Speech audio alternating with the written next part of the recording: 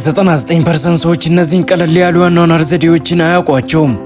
አንደኛ፣ የጫማችሁ ሶል በዚህ መልኩ ከተገነጠለ ካርቶን ላይ ትንሽ ነዳጅ በመጨመር ማጥበቂያ ሰርታችሁ ማስተካከል ትችላላችሁ።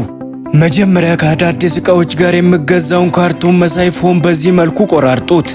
በመቀጠልም የቆራረጣችሁትን ፎም ዕቃ ውስጥ በማድረግ ነዳጅን በዚህ ልክ ጨምሩበትና ለተወሰኑት ደቂቃዎች ከጠበቃችሁ በኋላ በዚህ መልኩ አሪፍ ማጥበቂያ ስለሚሆን ወስዳችሁ ጫማችሁ ላይ በመቀባት በቀላሉ ማስተካከል ትችላላችሁ።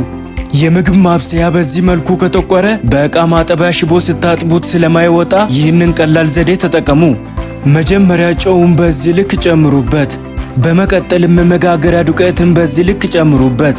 ቀጥሎም የማጠቢያ ሳሙና ላዩ ላይ ካፈሰሳችሁ በኋላ ሶፍትን ላዩ ላይ በምታዩት መልኩ አስቀምጡ።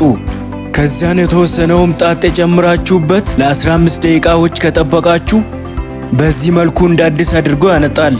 ነዳጅን ወደ ሞተር ሳይክል ስትጨምሩት በዚህ መልኩ የምትጨምሩት ከሆነ ብዙ ነዳጅ ስለሚፈስባችሁ ሃይላንድን በምታዩት ቦታ ላይ በመቁረጥ ውስጥ አስገብታችሁ በዚህ ቀላል ዘዴ ሳይደፋ መገልበጥ ትችላላችሁ። መረጃው ጠቃሚ ሆኖ ካገኛችሁ ፎሎ ማድረግና ለጓደኞቻችሁ ሼር ማድረግ እንዳይረሳ። አመሰግናለሁ።